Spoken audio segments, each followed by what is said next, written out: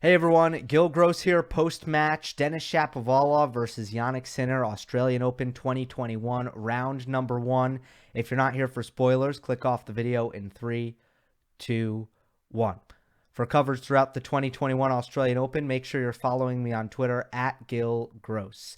It was Denis Shapovalov snapping a 6-match win streak, winning in 5 sets over the young Italian Jannik Sinner, coming off a title, coming off a run to the quarterfinals at the last major he played, which was Roland Garros with the whacked out 2020 schedule. There was a lot riding on this match. It was fascinating. It delivered 5 excellent sets of tennis, and it was the beautiful dynamic here is it was the mentally wounded versus the physically wounded. And when I say wounded, in the case of Sinner, it wasn't an injury. It was coming in with an unbelievable amount of tennis already under his belt. It was about 7 to 8 hours, perhaps. I think about 7 hours in the last 3 days. So by the time Sinner hit the 5th set of this match, it would have been 10 hours in 4 days. And he was really looking like he was struggling physically in the latter stages of his match against Travaglia in the final last week on Sunday. So the questions for Sinner were physical questions, and was his body going to be able to hold up? And for Shapovalov, it's, was he going to be able to close, or the demons going to creep in and get in the way of beating a player who was going to require a lot of Denis, because Sinner's such a great player on an incredible ascension up the rankings right now.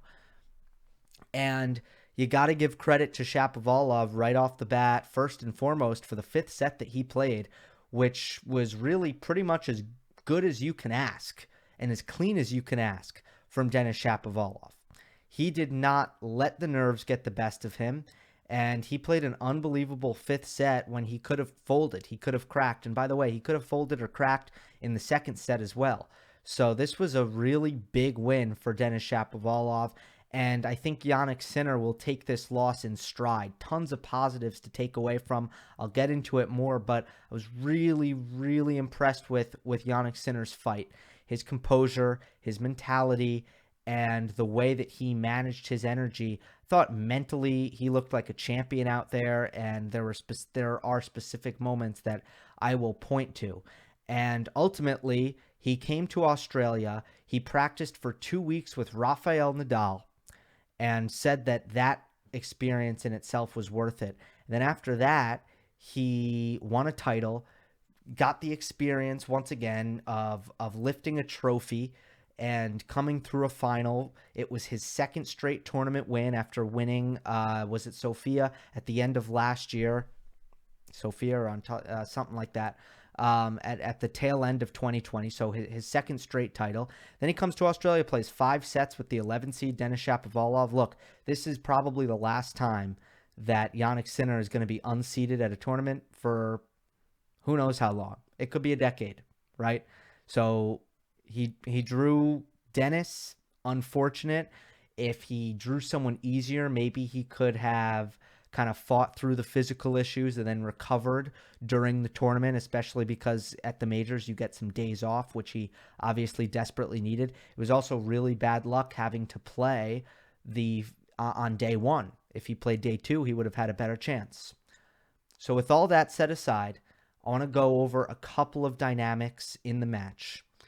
First of all, I think Sinner is a little bit more poised and consistent from the baseline, and he was drawing errors out of Denis Shapovalov. He was just more consistent back there. He is more selective in how he uses his power, and he's ultimately a lot more steady. He's got a great steadiness to him.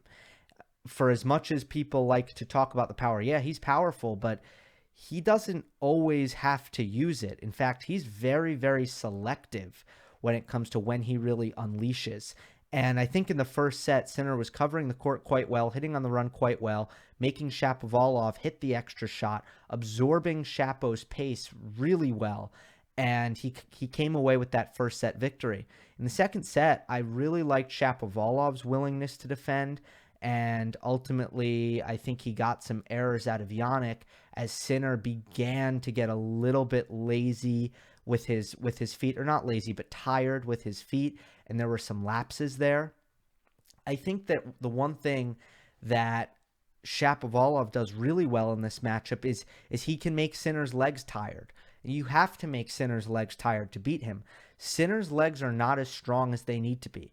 They are not at the elite level that, I mean, he really does need to get stronger. It's going to be essential. He will hit a ceiling if he doesn't. He will, by the way. I'm not ringing the alarm bells here, but I'm saying at this stage in his career, the way you need to beat Jannik Sinner is to make his legs tired. And to do that, you need to force him to move around the court violently. You need to make him run some sprints. If he's a very efficient mover around the court. So if you are not bringing a good offensive level, you're actually not going to be able to tire him out. But you got to put him on the run. You got to keep him off balance, make him change direction. And Shapovalov, with the, first of all, the power he brings to the court, but the offensive flair and the aggressiveness from the baseline and the timing, which leads to, I mean, sometimes it goes wrong and it's errors, but the timing, the precision when he changes direction, and the spots on the court that he's able to create offense from, where a lot of players are not able to create offense from that spot on the court, that pays dividends against Sinner, because he can really work on Sinner's legs and make him run. That was huge for Shapo in this match, really big. So I think that it's important to give Denis some credit for Jannik wearing down and getting tired. So Shapovalov wins the third set and goes up in the fourth set. And at this point, it's really looking like Shapovalov's match, and Sinner looks like done, kind of worn down. But for the first time in the match, after being kind of the stoic Jannik Sinner, the mellow, low-key Jannik Sinner, he actually shows some positive emotion for the first time in this fourth set, some very outward positive emotion. Almost every time he wins a point in this fourth set, he's fist-pumping. If you do that the whole match, it's exhausting. If you do it very selectively, and if you do it when you look like you've lost and you're down and out, I believe that Jannik Sinner lifted himself up, mind over matter, and suddenly he looked a lot better physically, and Shapo started feeling the pressure. This was no coincidence. And when I say that Sinner managed his energy like a champion, and when I say I was impressed with Sinner mentally in this match, it was this moment. It was down in the fourth set, actually, Sinner actually taking it upon himself to lift himself up and just outwardly emote, but selectively at that. I just thought it was a really gritty thing that he was able to do. He also made a tactical adjustment. He moved back on the return. And I'll spend most of the rest of this video talking about that tactical adjustment, because it was key, both in the fourth set and the fifth set. Essentially, with Sinner's newfound kind of jump in his legs, he was able to win some key points in a couple of areas. One, he was winning second serve return points. Okay, that was first and foremost, and Shapo probably missed. Well, he wasn't terrible on first serve percentage in this, but he was not winning second serve points because Sinner really had some extra juice from the baseline here. But on a select few points, Sinner was able to get the return in play and win some points on defense, scrambling, hitting passing shots especially. Shapovalov immediately saw that Sinner moved back and serve volleyed on some key points, lost some of those points, two in particular where Sinner was able to dip it low at Shapovalov's feet. But ultimately what that did is let Shapovalov know that I'm still problem solving. I'm still in it. it gave Shapo something extra to think about, something extra to work out, and I think that is the kind of thing that puts pressure on your opponent and kind of allows them to self-destruct at times. So not only was it great defense, not only did he hit some great passing shots and again play some great defensive points and dip some returns low, but Shapovalov also made some errors. This was the set point at 30-40, which I'm putting up on your screen right now. Obviously, Shapo has the whole court open, and he's got a forehand, and Shapovalov ended up netting this. But that was Jannik Sinner, mixing it up and getting the return on the investment a couple of times. But in the fifth set, Sinner gets broken first game of the fifth set, an unbelievable game by Shapo. I got to give him a lot of credit.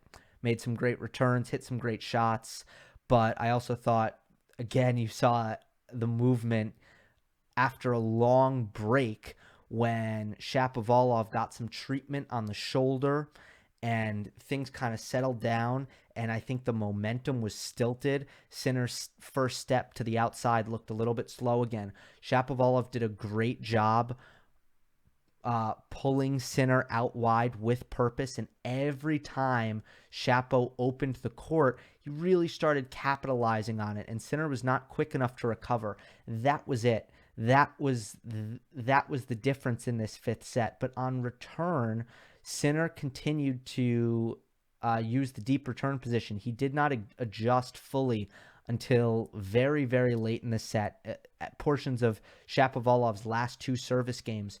But the tactic that was effective in the fourth to a certain extent, because still Shapovalov won some points with serve and volley and had some effective 1-2 first strike forehand winners and forced errors, and had some chances off of that tactic. It still ultimately worked a couple times in key moments, and it did the trick.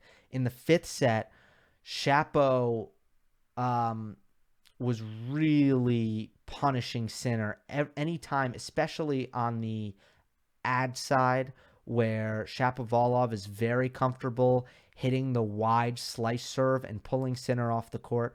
Sinner was getting very, very little return, no pun intended, on this tactic at a certain point, because Shapo was just opening the court. He had some effective serve volley, and he had a lot of effective 1-2 serve forehand with Sinner pulled off the court, and that forehand was effective and it was solid. And Sinner, the quality of return was not there. If you're going to move back, you need to hit the return with ideally some depth, definitely some height. You want to put some height under it, which Sinner was not, and hopefully some heaviness as well. And Shapovalov was airtight on these service games. He was not giving Sinner anything. When Sinner was not hitting quality returns, Denis was all over it every single time. The forehands were great, and he had every chance to self-destruct, and it didn't happen. So a big win for Denis. Just to close the book on the return position thing for Sinner, I just think that he should have probably gone back and ditched it. But if he were to keep the tactic, he probably should have been in on the ad side, where Shapovalov is very comfortable with the slice serve, and then move back on the deuce side if that felt more comfortable for Sinner at the time. But it also made Jannik run more, and his movement was not explosive enough to execute that tactic. You got to cover more ground. I mean, I really didn't think it was the right thing in the fifth set. I don't think it worked at all when Shapovalov made first serves. It did work off the second serve, but that's a different story. So ultimately, I thought it kind of bit him in the foot in the fifth set, but Shapovalov so solid, and Sinner not enough physically. He was not the same player in the fifth set that he was in the first set. So what did I say at the beginning of this video? The mentally wounded versus the psychologically wounded. Well, when it was all said and done, I butchered that. The psychologically wounded versus the physically wounded. That's what I said at the beginning of this video. Ultimately, in the end, the physical wounds cut deeper, and that was what was more important. And credit to Shapovalov for allowing that to be the case and to fight through six match losing streak, to have the belief to just execute the offensive game plan with the consistency that he did in the 5th set. All right, that'll do it. Hope you enjoyed. Don't forget to subscribe. I'll see you next time.